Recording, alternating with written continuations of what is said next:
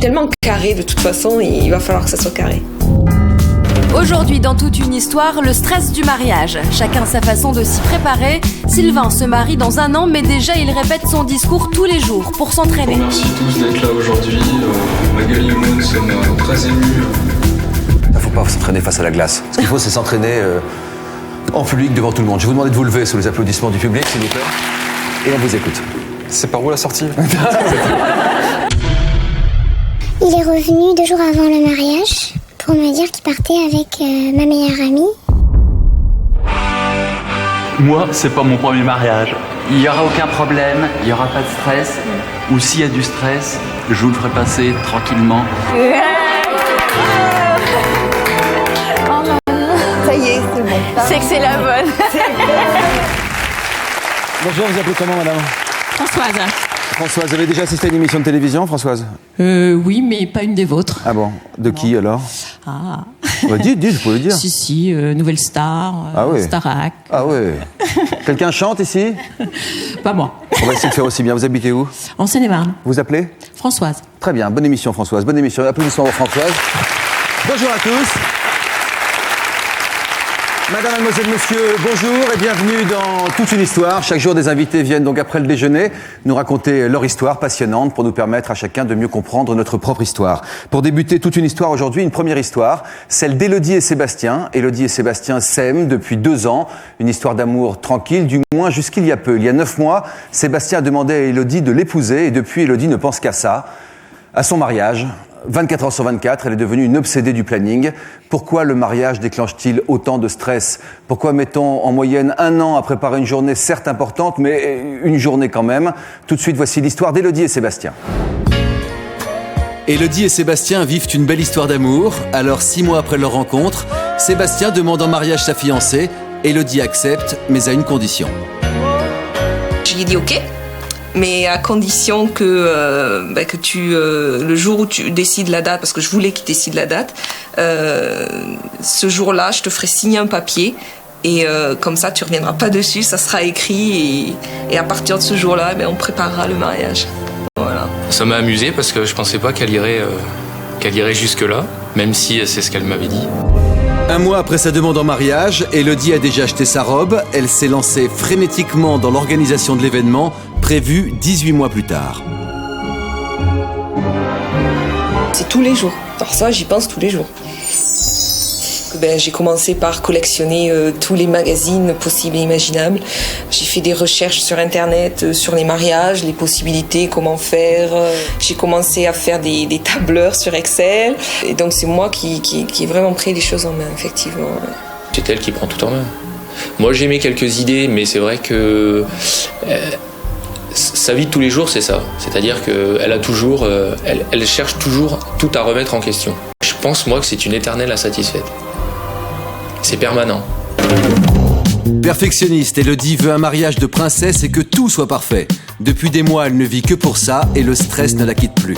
Je suis très stressée, mais je pense que c'est du stress positif. Parce que comme je veux que tout soit impeccable, que personne n'ait à dire le mariage d'Élodie et Sébastien, il y a ça qui s'est passé.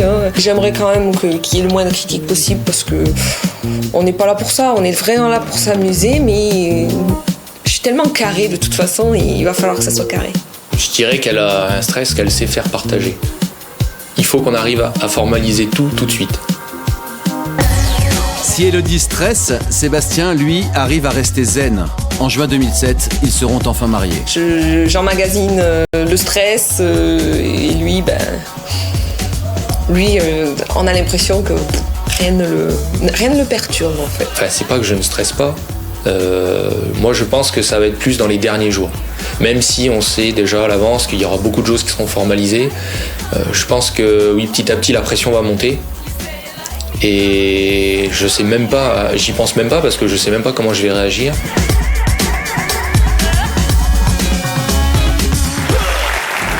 Je demande d'accueillir Élodie et Sébastien, s'il vous plaît.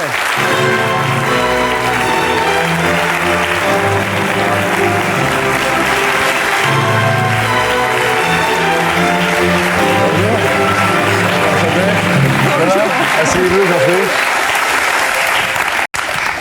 C'est pas votre robe de mariée, ça? Non. En noir, ce serait un peu triste quand même. Ça serait une robe en... Non, une robe en... Non, je lui dis pas la couleur.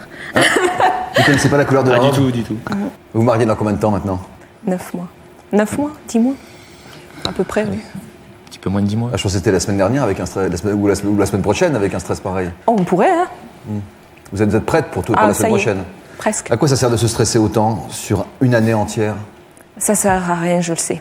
Oui. Mais j'y peux rien. Et ça occupe votre vie ou c'est plus fort que vous? Totalement. Ça occupe toutes mes journées. Ouais, Tous les jours. Et vous? Voilà. La zénitude? Tout à fait. Comment s'est passée la demande en mariage exactement? On est dans la cuisine, non? Oui. Ça m'a pris comme ça. J'ai dit, tiens. Ah non, mais en plus, oui, il a vraiment choisi son jour. Je cuisinais. Ah, oui. C'était le jour où vous cuisinez, parce que ça n'arrive pas souvent. Non, ça arrive très rarement. Mais non, je cuisinais, puis c'est lui, là, il me fait tiens, si on se mariait. Alors, comme il me le dit souvent, je fais ouais, c'est ça. Il me dit non, ça y est, j'ai une date, 9 juin 2007. Alors là, j'ai laissé tomber la cuillère, je l'ai regardé, je fais t'es sérieux là? Il dit oui, 9 juin 2007. Bouge pas, mon petit. J'ai pris les conseils du futur beau papa, je suis allée écrire vite fait la demande de mariage, j'ai dit tu signes, sinon je te crois pas. Vous avez signé? J'ai signé. Et maintenant c'est parti pour le début juin 2007, donc Oui, voilà. oui. C'est le stress tous les jours ou c'est quand même une grande rigolade au fond? Ah, moi, c'est tous les jours. Et moi, je rigole. Regardez la suite de votre organisation. L'organisateur du mariage a beau avoir été convié, Élodie ne lâche rien pour autant. Ce serait évidemment trop facile. Il est arrivé un moment donné où Sébastien m'a dit là, il faut que tu arrêtes parce que ça va pas, tu pars vraiment en vrille. C'est vrai que je dormais plus, hein, vraiment pas. J'avais des piles de magazines, je faisais que ça, quoi. Et en plus de mon travail. Puis un jour, j'en ai eu marre et j'ai regardé sur Internet, j'ai cherché des organisateurs de mariage. Je me suis dit pourquoi pas. Voilà. Qu'est-ce qui se passe? C'est un peu le stress. C'est vrai? Et voici Philippe, l'organisateur de leur mariage, sur les lieux de la future réception. Élodie, c'est vraiment une personne exigeante à tous les niveaux, que ce soit au niveau professionnel, privé. C'est vrai qu'elle aime que ce soit parfait, toujours parfait, que ce soit le plus impeccable possible. Et elle s'est mis une pression d'enfer, quoi. Il faudra surtout faire vraiment attention à l'état des assiettes, qu'elles ne soient pas ébréchées, tout ça. Que les couverts soient clean. Nickel et clean. De toute façon, en plus, moi, je suis là le jour de la réception. Donc là, tout ce qui sortira de la cuisine ou tout le service, de toute façon, je serai là. Et s'il y a un point qui ne va pas, je saurai le corriger de toute façon. Maintenant, c'est plus un stress par rapport aux détails de la réception. Et c'est vrai qu'elle est toujours en train de m'appeler.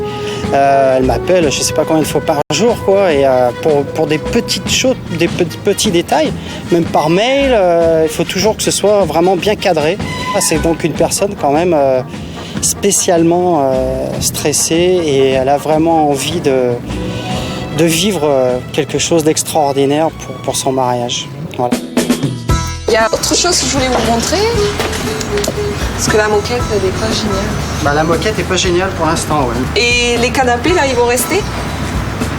Les canapés vont pas rester en totalité. Donc, de toute façon, l'espace, on va le laisser complètement libre pour le côté danse. Je vais pas dire qu'elle lui prend... Elle a dû, au début, oui. À mon avis, ça a été entre 5 et 10 appels par jour. Ça, je la connais, comme si je l'avais faite. C'est sûr qu'au début, elle a dû mettre... Je ne dis pas qu'elle va lui mettre la pression, mais elle a dû mettre la barre très haut. Une frite. Quand Élodie décide de passer à l'inspection, rien ne lui échappe. Il faut s'imaginer que tout ça, ça va s'en aller, quoi. Et on va créer vraiment la piste de danse. On a déjà la boule de disco, donc ça... Des fois, on arrive à se projeter, puis il y a des jours d'angoisse où on n'y arrive pas du tout. Aujourd'hui, c'en est un.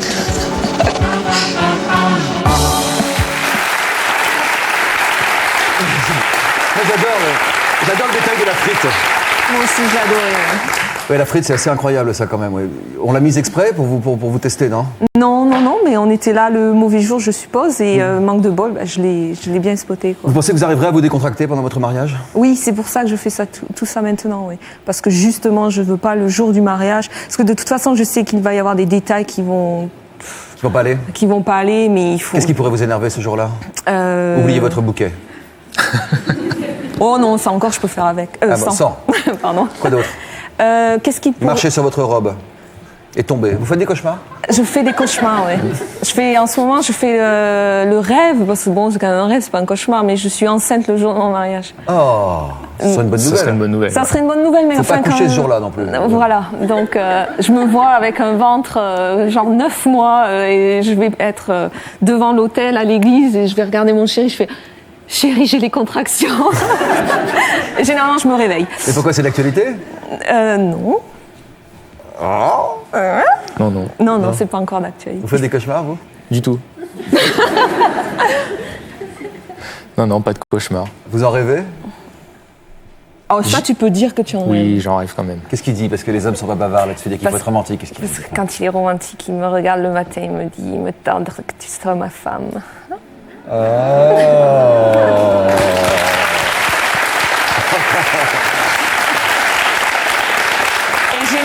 généralement, j'ai une réponse à ça.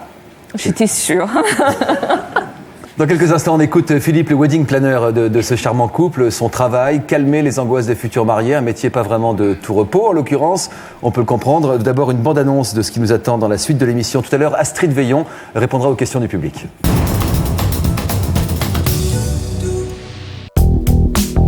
Dans un instant, d'autres histoires sur les angoisses du mariage. Il est revenu 2 jours avant le mariage pour me dire qu'il partait avec ma meilleure amie. Ça y est, c'est que c'est la bonne. Et aussi l'histoire d'Astrid Veillon, elle sera face au public. Il se trouve que mes parents sont séparés quand j'avais 1 an et ma mère a préféré m'appeler Julie. Donc j'étais Julie la semaine et Astrid le week-end. Donc d'où ma vocation d'être actrice.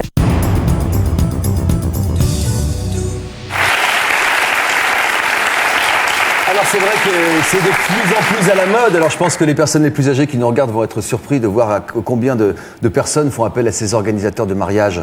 Habituellement, on faisait tout seul ou tout en famille. À quoi ça sert d'avoir un organisateur de mariage? Un wedding planner en anglais. Ça sert à ce qu'il soit là à la réception et qu'on n'ait pas à s'occuper de savoir si un tel n'a plus de vin sur sa table ou un tel n'est pas content avec son poisson ou le serveur il a lâché quelque chose. Ou, donc il compte que pour le jour J en fait. Exactement. Oh, moi il m'aide quand même. Comment il vous aide? Il me calme. Il me calme. Je l'appelle très souvent dans une seule journée. C'est-à-dire combien de fois par jour? Oh, ça va varier, mais je peux l'appeler jusqu'à 5 fois par jour. Une idée, une envie particulière.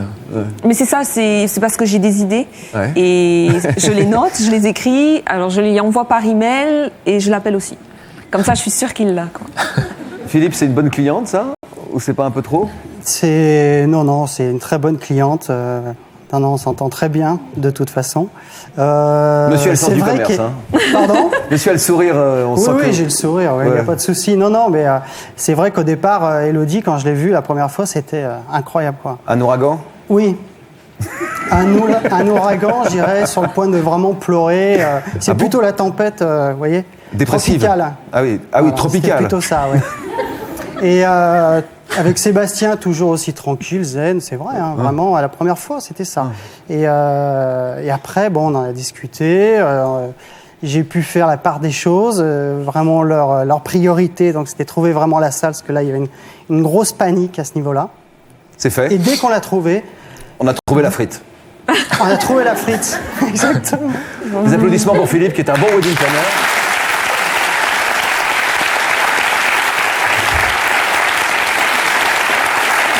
Quel stress! Mais Élodie et Sébastien ne sont pas les seuls à stresser avant leur mariage. En 2005, 272 000 couples, donc vous multipliez par 2 pour avoir le nombre de personnes, se sont dit oui, et alors tous ont stressé.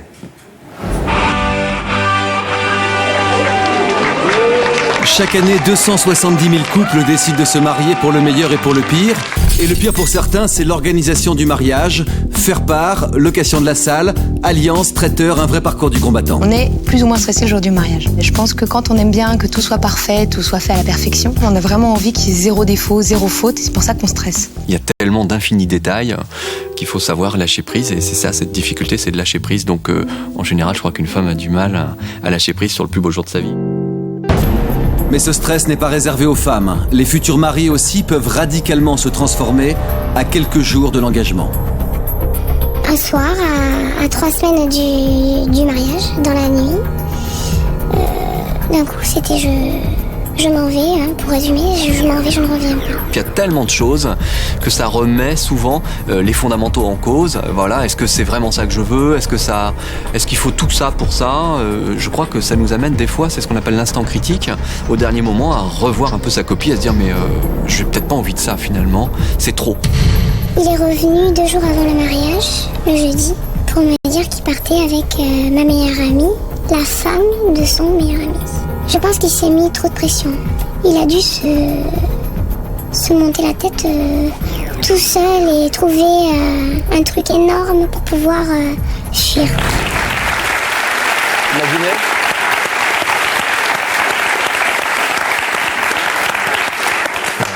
Vous n'avez jamais cauchemardé qu'ils vous disent non ? Non, jamais. Non. Moi non plus.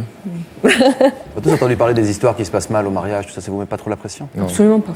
Excusez-moi, vous avez l'air très heureux, je ne vais pas vous pousser plus loin. On a Sylvie Angèle qui est avec nous. Où est-ce que vous êtes, Sylvie ? Je ne l'avais pas vu. Vous êtes psychiatre, tout le monde vous connaît. Pourquoi le mariage engendre autant de stress ? Pourquoi est-ce qu'on met autant de pression sur une seule journée de sa vie ? Alors, il y a beaucoup de choses. Il y a d'abord c'est le jour J, il y a la grande fête, et puis il y a le rassemblement, c'est-à-dire les gens qui vont nous voir, qui vont nous regarder, qui vont voir si tout est parfait, comme vous avez dit. Et puis on va revoir les vieux cousins, l'oncle Albert qui picole un peu, donc on va falloir le gérer pendant la fête. Donc il y a beaucoup de choses auxquelles il faut penser en dehors de l'aspect matériel. Donc en général, on parle de l'aspect matériel, mais derrière, il y a en effet la réunion de 2 familles, de deux arbres généalogiques. Vous confirmez ça ? Tout à fait. Comment elles sont vos familles respectives ? Bon, bien, ça je suis sûr. Extraordinaire. Extraordinaire, magnifique. Voilà. Magnifique. Différentes ? Je ne pense pas, non. Enfin, moi qui connais les deux, forcément toi aussi. Mais ils adorent plaisanter, ils adorent faire la fête. Et l'oncle Albert ? Qu'est-ce qui picole, l'oncle Albert ? On n'en a pas, hein. On a de la chance. Vous êtes sûr ?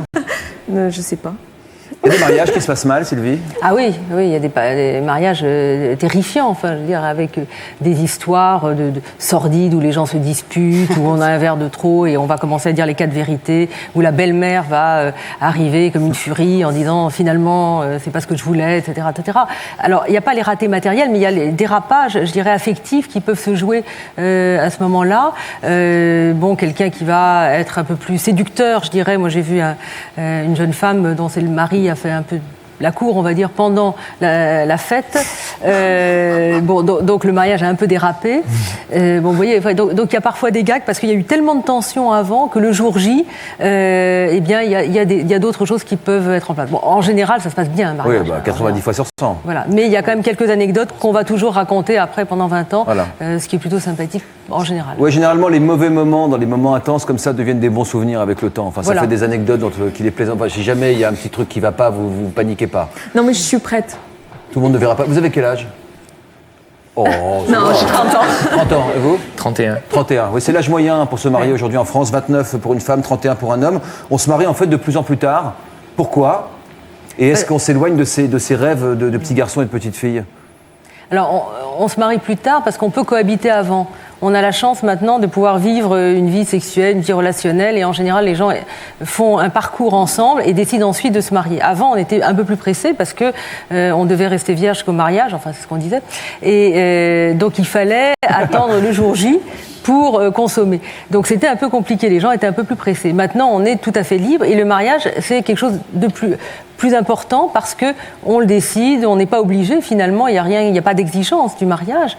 Donc quand ça vient et quand on le propose, on peut mûrir un peu la réflexion. Puis on a beaucoup de remariages et d'erreurs remariages. Enfin, moi j'ai vu une situation très drôle un jour à la mairie où les gens s'avancent, le maire dit en prenant les jeunes qui étaient là, monsieur, madame, installez-vous, et puis il y avait le papy, la mamie qui dit non, c'est nous on se marie. C'était avec leurs enfants, j'imagine. Voilà, les enfants et les petits-enfants. Donc on a comme ça des enfants qui vont assister au mariage des parents ce qui est de plus en plus fréquent, et de tous âges. On a des gens très âgés qui se remarient. Ouais, moi, j'ai assisté au mariage de mes parents. Et ben voilà. Ouais, au remariage de ma maman. Ouais. Je m'en souviens très bien, j'avais 15-16 ans. Ouais. C'est un bon moment d'ailleurs, à vivre comme ça. On parle beaucoup de mariage, mais pas encore de remariage, ça vous viendrez la prochaine fois. Alors, on va voir les angoisses des uns et des autres. C'était très bien d'entendre les vôtres, ça rassure pour celles de tous ceux qui nous regardent aujourd'hui. On va maintenant découvrir celles de Magali et Sylvain. Vous allez voir qu'ils ont des angoisses de robe, ils ont des angoisses de jour J aussi. Pas exactement les mêmes que vous. Magali et Sylvain s'aiment. Leur histoire a commencé comme un conte de fées assez classique, une rencontre au travail. Il y a 5 ans, suivi d'une demande en mariage extrêmement romantique. Enfin bref, tous les ingrédients du bonheur, ou presque, car le compte à rebours a commencé. Ils se marient dans 1 an, eux aussi, et ça ne se voit pas. Ils seraient pas plus stressés s'ils devaient se dire oui demain. La première fois que je l'ai vu, j'ai ressenti un coup de cœur immédiat, et la seule chose que j'ai retenue, c'est ses yeux, son regard. La première fois que j'ai vu Sylvain, je me suis dit, ouais, ça va. Pour une fois, il y a un jeune dans le service et il n'est pas trop mal, ça va. Magali a pris les devants vers moi. J'ai pris les devants en envoyant un mail. Finalement, j'ai craqué pour mon plus grand bonheur. Il a cédé. Et j'étais contente. Après 2 ans et demi de vie commune et de bonheur, Sylvain demande Magali en mariage. Pour la demande au mariage, oui, j'ai été prise un peu... j'ai été piégée. J'ai proposé à Magali d'aller se balader le soir sur un pont. Au milieu du pont, il me dit si on faisait un câlin. Et je me suis mis à genoux devant elle sur ce pont et je lui ai demandé si elle voulait m'épouser. Et en fait, il m'a mis la bague sous les yeux et... Le cœur qui bat la chamade, les mains moites et les jambes petits flageolent. Je suis devenue toute rouge comme là, je pense, et j'ai fait oui, oui, oui, je me suis mise à pleurer comme une adolescente. Ça demande pas mal de self-control, on va dire. Et là, je dirais que le temps s'est arrêté et tout est allé très vite. Le stress a commencé tout de suite après la déclaration, c'est-à-dire que sur une nuit, j'ai dormi 2 heures. C'est sûr qu'on ne se rend pas compte lorsqu'on demande en mariage quelqu'un que derrière, ça engendre à minima 1 an et demi de stress et d'organisation pour être finalement dans les temps. C'est ma grosse hantise. Pour conjurer ce stress, Sylvain et Magali travaillent déjà depuis 6 mois sur l'organisation de leur mariage. Hébergement, boissons, maquillage, déco, dragées, fleuristes, tout est listé et classé. On stresse de plus en plus, qu'on y pense la nuit, qu'on se réveille.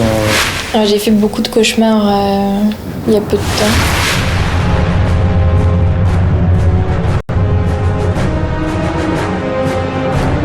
Le gros problème qu'on prend beaucoup d'avance pour organiser son mariage, c'est que on voit les mariages des autres défiler et on s'aperçoit que nos idées qui au départ on pensait être les premiers à penser à quelque chose et puis derrière les gens font la même chose, ça s'enchaîne et puis finalement ça devient plus du tout quelque chose d'original, notre idée. Ça prouve que c'est pas si mauvais que ça. Je vous demande d'accueillir Magali et Sébastien.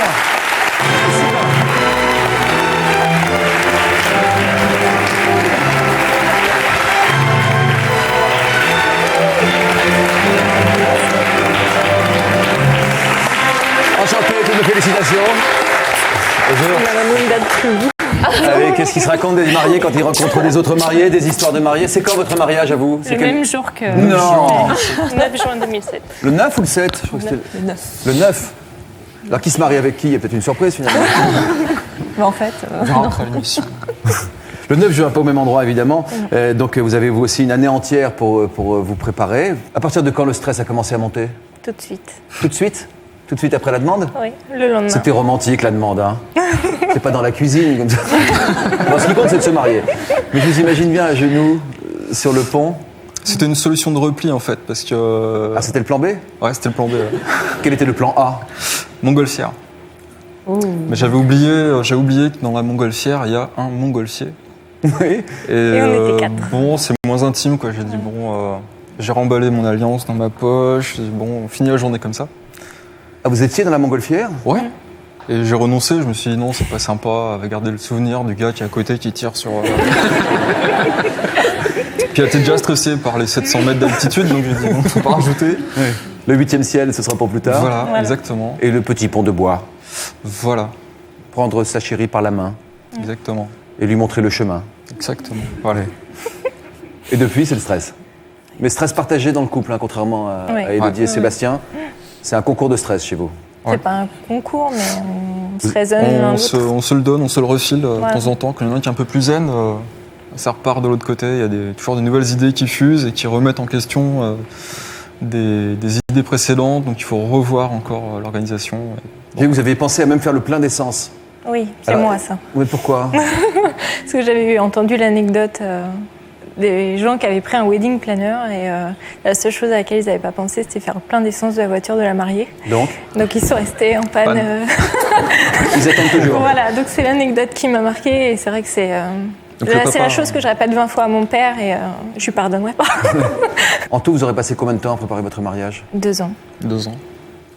Oui. Je pense que ça prend 3 semaines pour divorcer ensuite. J'écoute pas. D'accord. 2 ans de mariage.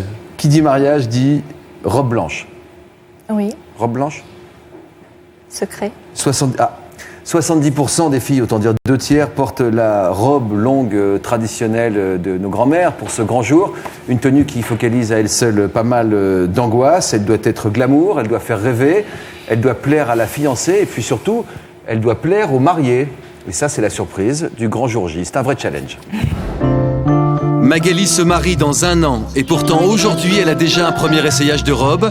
Avec elle, sa mère, sa sœur et sa meilleure amie. C'est comme dirait mon futur mari, un grand jour et moi une grosse boule au ventre. Je suis pas quelqu'un qui a confiance en moi physiquement. J'aime pas trop attirer le regard et avoir les yeux braqués sur moi. C'est la partie du mariage qui me gêne un petit peu. Unforgettable. Alors là, elle est stressée. On n'était pas encore allé manger, qu'elle était déjà stressée. Et c'est que le premier essayage. Mariez-vous les filles. I love you. Magnifique. Elle a imaginé, mais je l'ai jamais vu dedans. On a beau rêver, on a beau regarder les livres, on n'est jamais préparé. Ma honte, je dirais que c'est de craquer sur une robe super jolie et de pas être aussi belle que la robe quand on est à l'intérieur. Qu'est-ce qui vous dérange dans ce modèle? C'est moi qui me dérange dans le modèle. Je suis pas du tout habituée, alors moi je dirais qu'elle tombe un peu trop et que je voudrais un peu plus haut. C'est vrai qu'elle est stressée par rapport à la forme, ça je savais. Elle regardait déjà les catalogues, elle était stressée par la forme. Please give your loving heart to me. Ça prend la Finalement, c'est nous qui allons pleurer comme des modèles. Laisse faire les spécialistes. Oh non. Ça y est, c'est bon. Belle émotion. Belle émotion. C'est que c'est la bonne. C'est une très belle émotion. Voilà. Vous savez, c'est beaucoup d'émotions, on se rend pas compte. Voilà. Ma hantise, c'est que la robe plaise pas à Sylvain. Sylvain va pas aimer. Ouais. Ah mais tu t'en fous de Sylvain, il faut que ça plaise à toi, Magali. Moi, tu préfères là, je pense que c'est les nerfs qui lâchent, mais tu préfères. Whenever you are inside, Et ce qui m'angoisse, c'est pas trouver une robe qui soit adaptée à ma personnalité et rester dans mon trait de caractère. J'ai trouvé mon bonheur. Oui. Eh ben, félicitations. Voilà, il fallait aller doucement, il fallait vous écouter puis procéder. I've given you my heart.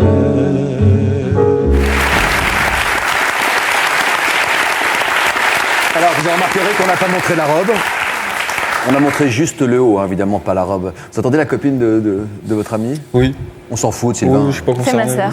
C'est votre sœur. C'est même pire. Oui. On va le voir dans le reportage suivant. On vous voit préparer votre discours pour la cérémonie du mariage. Vous mettez une grosse pression, là. C'est difficile de parler en public, je suis bien placé pour le savoir. Il ne faut pas trop y penser avant. Il faut bien se préparer, mais pas trop penser à l'assemblée. Qu'est-ce que vous avez envie de faire passer comme message, principalement? Que c'est une journée pour montrer à tout le monde notre amour, mais c'est aussi une journée pour que tout le monde s'aime autour de nous et que... Ouais, ça y est, j'ai la voix qui... Ouais, faut pas y penser, vous étiez bien là. Vous étiez bien. Donc à chacun sa croix, on a vu que Magali angoisse pour sa robe, lui, Sylvain, bloque sur le discours qu'il va devoir prononcer devant tous les invités. Je suis très sensible comme garçon, j'essaye de prévoir à l'avance un petit discours que je ferai le jour du mariage. Je m'entraîne déjà dans ma petite salle de bain, parfois ça m'arrive, ça va être très compliqué de pas pleurer quoi. Je vous remercie tous d'être là aujourd'hui, Magali et moi nous sommes très émus que tout le monde ait pu répondre à notre invitation, que vous soyez tous présents. Je Je me dis que c'est facile dans une salle de bain, mais le jour J, je vais regarder mes chaussures, quoi. Pour surmonter cette angoisse de la cérémonie, Sylvain a décidé de venir repérer avec Magali l'église dans laquelle ils vont se marier l'été prochain. Il faut imaginer que tu vas arriver avec ton papa, tu vas traverser les allées, tout le monde te regardera, surtout moi. Et ça va être dur, quoi. Ça va être un choc, je pense. T'as pas le père devant, t'as pas des fleurs partout, t'as pas les invités qui vont se demander si tiens, elle va tomber dans l'allée avec ses chaussures. Et le stress, il est là. Alors, je sais pas si vous avez des questions particulières. Je suis quelqu'un de très émotif, donc... Vous êtes très émotif? Ah oui, c'est sûr. Alors, moi, c'est toujours ce que je dis aux fiancés. Vous vous mariez pour la première fois, par définition. Ouais. Bon, la première et la seule fois. Oui. Moi, c'est pas mon premier mariage. Parce que depuis 22 ans que je suis prêtre, bah, j'en ai célébré des mariages. Donc, il n'y aura aucun problème, il n'y aura pas de stress. Ou s'il y a du stress, je vous le ferai passer tranquillement. Merci, mon père. On est très heureux. Moi, je trouve que c'est super émouvant de voir comme ça, de voir le nounours un peu macho, etc. Se faire ces petites émotions. Je pense que vous ne connaîtrez pas pire comme ambiance que votre salle de bain où vous êtes tout seul avec la réverb, les glaces en face de vous, etc. Ouais, ça, faut pas s'entraîner face à la glace. Ce qu'il faut, c'est s'entraîner en public devant tout le monde. Je vais vous demander de vous lever sous les applaudissements du public, s'il vous plaît. On va faire un petit entraînement. Mettez-vous à côté de moi.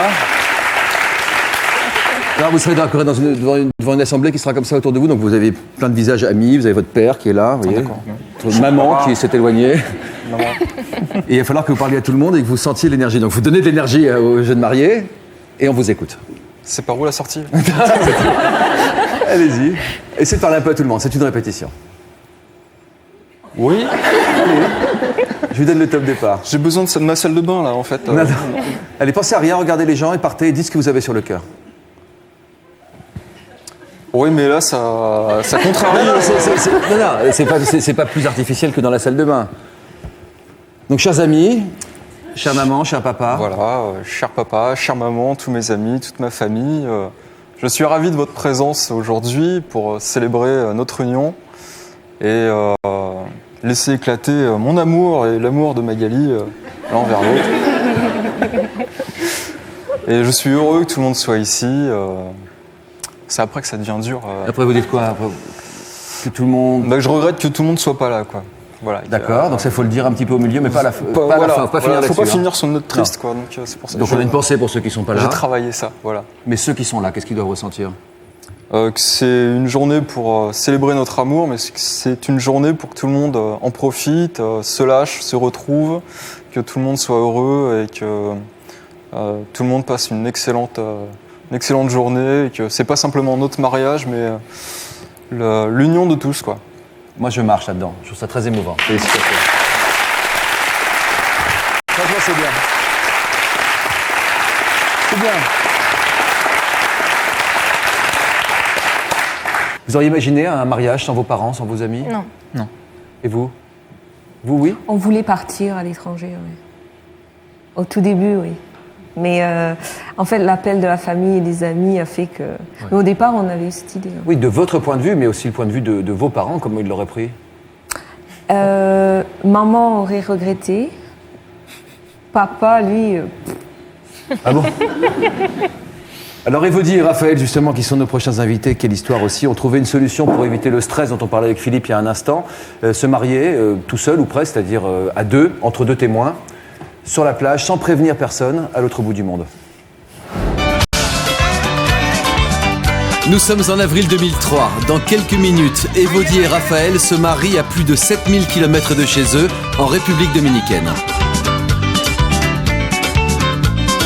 Pour échapper au stress des préparatifs du mariage, ils ont décidé de partir en cachette de leur famille, se marier sous les tropiques. Pas de problème d'invités, de pression familiale, de faire-part, de menus, de plan de table. La seule préoccupation, c'est la température de l'eau. On va boire, on va chanter. Évodie, Raphaël, bonjour. Qui a eu l'idée de ce mariage loin de la famille? Moi. Pourquoi? Déjà, tout le côté tropique, palmier, cocotier, tout ça, c'était vraiment notre truc. Et puis, Loin du stress aussi de la famille, un petit peu comme tout le monde. Pour éviter tout le stress, voilà. justement, on les a invités là. Vous avez prévenu personne? Ma mère. Sa mère. Et qu'est-ce qu'elle a pensé, votre maman? En fait, je lui en ai parlé avant parce que je voulais être sûre que ça la dérange pas. Et donc, elle a trouvé ça super. Et voilà. Moi, je connais des parents qui feraient une drôle de tête quand même, en voyant que leurs enfants sont mariés au bout du monde. Qui vous en veut aujourd'hui? De mon côté. On va dire, ouais. Votre famille? Ouais. Qu'est-ce qu'on vous reproche précisément? Qu'est-ce qu'on vous dit? D'avoir tout caché. D'avoir tout caché et qu'ils n'aient pas pu nous suivre. Quoi. Est-ce qu'il n'y a pas un paradoxe à dire qu'en fait le mariage c'est fait aussi pour montrer qu'on s'unit devant tout le monde? Est-ce qu'il n'y a pas un paradoxe à le faire en cachette? Non, nous, on le faisait pour nous. Pour nous, puis ce qu'on voulait aussi, c'était pas le mariage comme tout le monde. Comme les gens, je veux dire, robe blanche. Vous visez quelqu'un en particulier? Non, mais comme vous pouvez voir, il n'y a pas de robe blanche, il n'y a pas... Moi, j'étais pas branchée sur la robe blanche, du tout. Et qu'est-ce que ça signifiait pour vous deux, le mariage? C'était vraiment notre amour à tous les deux, quoi, et c'est tout. Juste après la coupure, on verra comment les familles respectives ont réagi à cette non-invitation. Mais d'abord, une bande-annonce de nos toutes prochaines émissions. Pardon.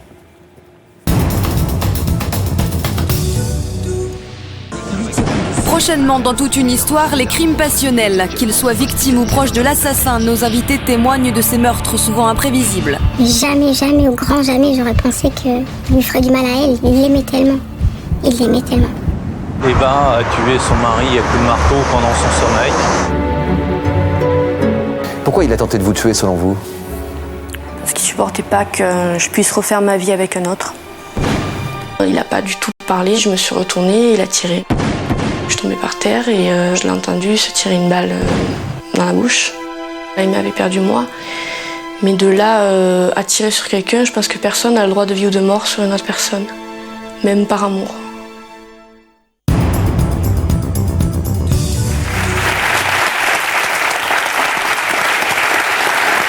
Qu'est-ce que vous pensez de leur mariage? On est très loin du vôtre en tout cas là. Oui. Qu'est-ce que vous pensez de cette façon de se marier? Mais enfin, moi, je lui avais proposé. Ah bon, de vous marier en cachette? Pas en cachette, mais uniquement les témoins. Mais j'ai eu un non catégorique. Ah bon, c'est pas C'est important de le faire devant tout le monde? Oui, justement, de montrer notre amour et puis que tout le monde en profite. Je voulais ça. Je voulais pas qu'on aurait pu le faire en comité restreint et puis finalement, autant que tout le monde soit là et on profite, se lâche vraiment. Quoi. Mais on le fait pas pour les autres. C'est pour nous, voilà. C'est bon, c'est de leur mariage? Ouais. Je les comprends. Ah bon? C'est très bien. C'est vrai aussi que le mariage, c'est l'amour de deux personnes, mais c'est aussi le moyen de rassembler tout le monde, des gens qu'on voit presque jamais, faire la fête et... En fait, voilà, c'est vraiment surtout la fête, quoi. Quand vous entendez Evody et Raphaël, ça vous donne pas parfois envie, ce sera ma dernière question, de lâcher un peu tous vos soucis et puis de prendre les choses un peu plus à la cool? Ça va venir. Oui, vous allez vous marier sur une plage? Hein? Non, je pense qu'on prendra du recul peut-être 2-3 mois avant. On dira bon, ça y est, tout est prêt, le package est prêt. Maintenant, on se laisse couler et puis ça va remonter le stress une semaine avant, je pense. Voilà. Alors c'est pour ça que normalement, on a organisé le système du mariage de noces pour pouvoir déstresser ensuite, du voyage de noces. Vous avez prévu ça? Oui. Oui. Dans la foulée du mariage? Oui. Vous allez partir où? On a plusieurs destinations, mais certainement Bahamas. Bahamas, très beau. Et vous avez prévu un voyage de noces? Nous, on n'a que des catastrophes naturelles qui nous arrivent sur le choix. Le Japon, c'est la saison des pluies. L'Indonésie, n'en parlons pas. Le Sri Lanka. Ça, c'est le même coin, tout ça. Peut-être qu'il faut vous délocaliser. Alors. Oui, mais on va toujours de ce côté. Côté Asie? L'Asie, c'est quelque chose qui nous plaît aussi. Donc Oman, il fait 45 degrés, etc. Quoi. Donc, indéterminé. On vous souhaite en tout cas à tous un très très beau mariage. On pensera à vous le 9 juin prochain. J'espère que vous allez nous raconter l'histoire. Comment ça s'est passé? Dans un instant, Astrid Veillon sera notre invitée. C'est une première dans notre émission. Elle viendra répondre directement aux questions des téléspectateurs ici, sur ce plateau. Ici et maintenant, juste après cette petite coupure. À tout de suite. Vous faites tout pour côtoyer la jet set. Vous avez fait ou reçu un don d'ovocytes. Vous venez de vous marier et rien ne va plus dans votre couple. Pour nous raconter votre histoire, contactez-nous au 01 53 84 30 08 ou connectez-vous sur le site de l'émission.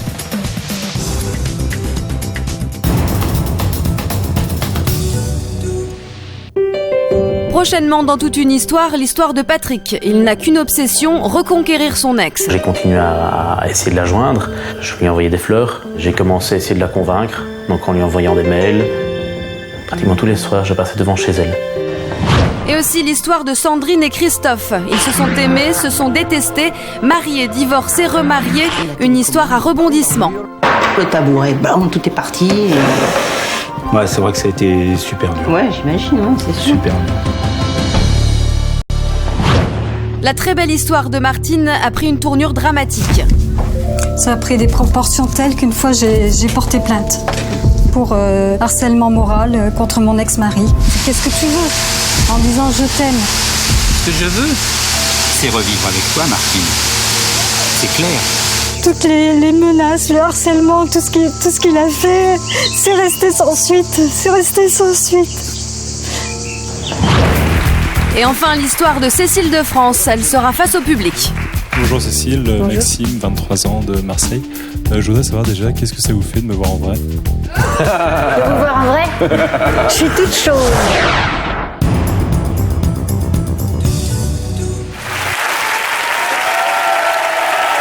Nous recevons, mesdames et messieurs, une grande actrice cet après-midi. Une grande actrice, une jeune femme de charme et de caractère que nous recevons aujourd'hui dans notre émission. Vous l'avez sans doute découverte en Femme du Boulanger, en commissaire dans Quai numéro 1. Elle a joué aux côtés d'Alain Delon, de Richard Boringer, de Roger Hanin. Elle est actuellement au théâtre à côté d'un très très grand monsieur, monsieur Pierre Vanek. Je vous demande d'accueillir Astrid Veillon.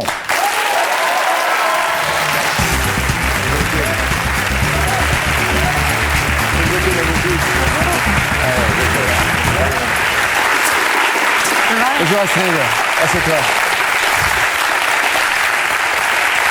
Elle est belle, hein? C'est bien les vacances? Il n'y avait pas eu de vacances. Il n'y a pas eu de vacances? Il n'y a pas eu de vacances. Ça vous réussit bien alors? Il y a eu 6 semaines de répétition et la première, donc pas de vacances. Ah, comment ça s'est passé? Très très bien. Pas trop d'angoisse? Ça commence à aller mieux, les spectateurs sont contents, j'ai la chance d'avoir un partenaire extraordinaire. Très exigeant aussi, hein? Très exigeant, mais c'est bien l'exigence, ça fait partie du challenge. J'ai un metteur en scène qui est juste incroyable. Ouais. Et un texte sublime, donc voilà quoi. Ouais. Pierre Vanek, par rapport à Alain Delon, évidemment tout le monde fait la comparaison, parce que ce sont 2 grands rôles que vous avez joués sur scène. Qu'est-ce que vous mettez des gros challenges, vous, hein? Parce qu'à chaque fois vous êtes 2 en scène avec des partenaires incroyables. Mais c'est pas moi qui me mets des challenges, c'est la vie qui me les met. Je crois qu'il n'y a pas de comparaison à faire entre 2 mythes en fait. 2 mythes, voilà, donc c'est 2 personnalités différentes, 2 façons d'aborder le travail différents, et c'est à moi de m'adapter après à leur façon de travailler. Alors la pièce s'appelle Opus Cœur, mise en scène d'Israël Horowitz. Vous nous avez dit qu'il vous est arrivé une histoire qui arrive souvent en fait quand vous allez vous présenter pour un casting. Vous arrivez en dernier et c'est vous qu'on prend. Comment généralement, oui. Ça commence un petit peu à changer, bien que là, je suis arrivée à la fin du casting aussi. Généralement, j'ai un peu la place d'outsider, en fait, en quelque sorte. C'est-à-dire qu'on voit un peu toute la place de Paris et puis on se dit, bon, on a trouvé personne, on va se rabattre sur Veillon. Et donc, du coup, il y a moins de concurrence et c'est moi qui prends le rôle. Mais c'est une place qui me plaît bien parce que du coup, on se débat 2 fois plus et le résultat est toujours bon pour moi. Donc, le metteur en scène, vous trouvez trop jeune, trop jolie? Comment vous avez... Sur ce projet-là, oui. Stéphane avait une image du personnage d'une femme à peu près de 40-45 ans et pas spécialement jolie, peut-être un peu plus ronde, etc. Et quand je suis arrivée sur le projet, il m'a regardé, il m'a dit « Vous n'êtes pas le rôle, vous êtes trop jeune et trop belle ». Trop belle et avec l'accent qu'il a. Ouais. Et vous inquiétez pas, on va arranger ça, quelques religieuses au chocolat. Donc je lui ai demandé de faire une lecture, on a fait une lecture. Et c'est vrai que le personnage de Kathleen est une femme qui vient d'une classe très moyenne, qui n'a pas vraiment eu d'éducation, qui n'a pas vraiment été à l'école, qui a été un peu cassée par la vie. Donc je me suis permise d'envoyer un texto à Stéphane Meldeg le lendemain en lui demandant si la beauté n'appartenait qu'aux riches et si, quant à la jeunesse, j'avais déjà moult cheveux blancs. Et là, clac. Et là, il a beaucoup rigolé et j'ai refait des essais et j'ai été prise à ce moment-là. Ouais. On va laisser nos spectateurs poser des questions qu'ils ont envie de poser.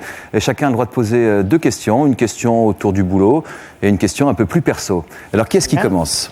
C'est Suzanne. Où êtes-vous, Suzanne? Je suis là. Bonjour Suzanne, comment ça va? Ça va, ça va. Vous connaissez Astrid Veillon? Oh bah oui, j'ai vu toutes ces pièces, la salle de bain, les montagnes... Le micro près de la bouche. Pardon. Et la salle de bain derrière la cuisine, voilà, très bien. Voilà. Oui, la salle de bain, c'est une pièce que Astrid a écrite elle-même en plus. Oui, qui était magnifique. Quelles sont vos questions pour Astrid? Et puis, je l'ai vu dimanche à Hébertot. Ah, vous êtes venu me voir? Oui, je suis allée dimanche. Et voir. alors? Magnifique, je vous ai beaucoup aimé. Merci. Et qu'est-ce que je voulais poser comme question? Je ne sais rien. Ça, je peux pas vous aider en même temps. Hein. Est-ce que vous allez continuer pour jouer au cinéma? Écoutez, c'est vrai que le cinéma m'a un peu mis sur la touche pendant pas mal de temps parce que je viens de la télé, en quelque sorte. Et il semblerait que je vais certainement faire mon premier long métrage l'année prochaine. D'accord. Voilà.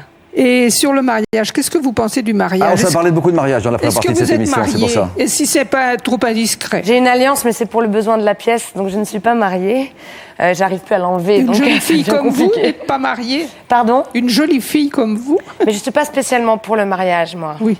Non, mais Donc, je sais pas, je crois que le fait de c'est très psychologique, le fait de me sentir appartenir à quelqu'un et porter le nom de la personne, quelque chose qui me fait terriblement peur. Donc je suis plutôt pour, et j'irai même plus loin, plutôt pour la vie chacun chez soi et vivons heureux ensemble. Moi, je serais bien de votre avis. Ah bon? Voilà. Pauline, allez-y Pauline. Vous avez commencé votre carrière à la télé. Je voulais savoir si ça avait été difficile pour vous en fait de jouer après sur les planches et de faire du théâtre. Après les premiers sitcoms, au tout début de sa carrière? Effectivement, je pense que ça m'a fermé quelques portes.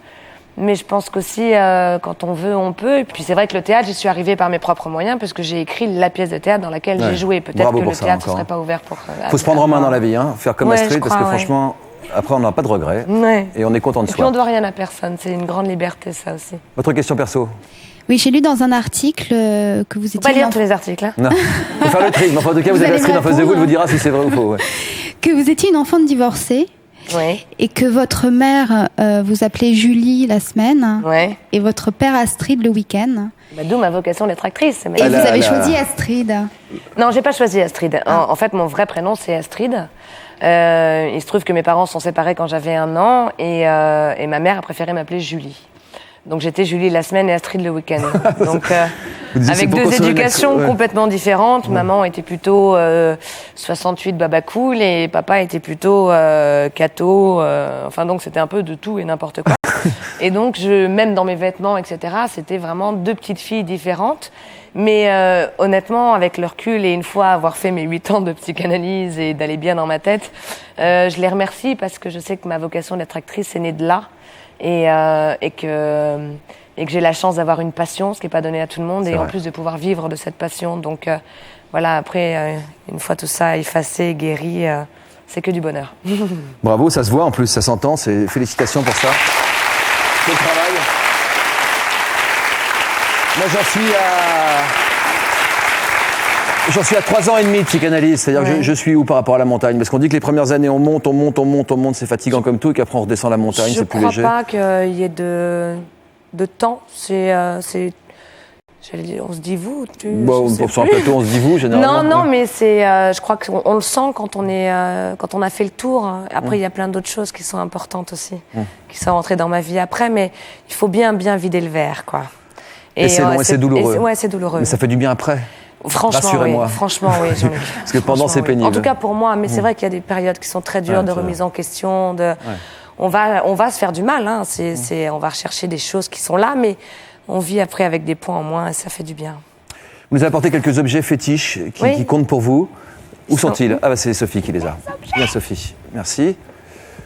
Alors, il y en a 3. On m'a prévenu hier, alors j'ai pris un peu à l'arrache. C'est bien, non, mais des choses qui sont autour de vous, c'est ça qui compte. Puis en plus, je vis plus à Paris, donc j'ai pris des choses dans ma loge. D'accord. Alors, qu'est-ce qu'il y a dans votre loge? Alors, la folle. Donc, il y a un petit ange qu'une fan m'a offert. Voilà, je sais pas si qu'est-ce qui est marqué dessus? Pardon. Bougez pas, on va vous trouver. Il a pour toi donné ordre à ces anges de te garder en toutes les voies. Donc voilà, c'est le genre de choses que j'aime bien, moi, qui me rassurent. Qui vous protège. Encore un ange. Ensuite, ça, c'est un cadre. Qu'est-ce que c'est que ce cadre? Alors ça, c'est une copine qui me l'a offert pour mes 30 ans. Donc, il y a une déclaration du Dalai Lama dedans. Et il y a aussi un trèfle à 4 feuilles. Si on peut, tant qu'on peut croire à des choses comme ça. Et puis moi, j'ai perdu mon meilleur ami il y a 2 ans et demi, qui était comme mon frère. Et je sais qu'il veille sur moi et j'ai une anecdote d'ailleurs qui est... Le soir de la première de ma pièce de théâtre, j'ai un médaillon autour du cou. C'est le seul bijou que mon personnage a, une espèce de cœur qui s'ouvre comme ça. Et c'est très très important à la fin de la pièce parce que je le donne à Pierre Van Eyck. Et 2 minutes avant de donner ce pendentif à Pierre Van Eyck, je me suis rendu compte que je n'avais pas mon pendentif. Comment vous avez fait? Devant 500 personnes. Donc je me suis dit, qu'est-ce que je vais faire? Et d'un coup, j'ai ce bracelet que je garde tout le temps avec moi, qui fait partie des objets que je voulais amener, sur lequel est gravée la tête de mon meilleur ami. Et on le voit très mal, parce que ça fait 2 ans et demi, mais on le voit des fois. On voit une silhouette. Voilà. Ouais. Et d'un coup, c'est le seul bijou que j'avais, donc j'ai passé mes mains derrière mon dos, j'ai défait mon bracelet et j'ai dit voilà le bracelet qui appartenait à ma mère au lieu du collier. Et ce qui prouve que ils sont avec nous même quand ils sont plus avec nous. Une pièce très importante, puisqu'on dit que dans cette pièce, c'est le Figaro qui écrit ça, je trouvais ça très beau. C'est une rencontre entre les deux personnages, une rencontre qui permettra à l'un de mourir en paix, Pierre Van Eyck, et à l'autre de revivre. Exactement. Mais c'est pas une pièce où, enfin, je pense que madame peut vous en parler, on rigole beaucoup. Parce que dès l'instant où on parle de la mort, on peut se dire, oh là là, ça va être triste, etc. Pas du tout, quoi. On ressort, je pense, très ému, mais loin d'être triste, quoi. On va de plus en plus au théâtre, les gens vont de plus en plus au théâtre, et c'est tant mieux parce qu'on voit les spectateurs, on voit les acteurs pouvoir nous donner un spectacle vivant, on les sent vraiment, on sent les émotions, c'est palpable. Merci beaucoup de votre franchise, Astrid, merci d'être venue nous voir. C'est donc au théâtre Hébertot. La pièce s'appelle Otus Cœur. Si vous souhaitez interroger nos prochaines stars qui viendront sur le plateau Toute une histoire, vous demandez le programme sur notre site internet, vous vous inscrivez, vous posez vos questions et puis on sera ravis de pouvoir retenir celles qui nous semblent être les meilleures. Merci beaucoup et je vous souhaite un bon week-end. À la vue.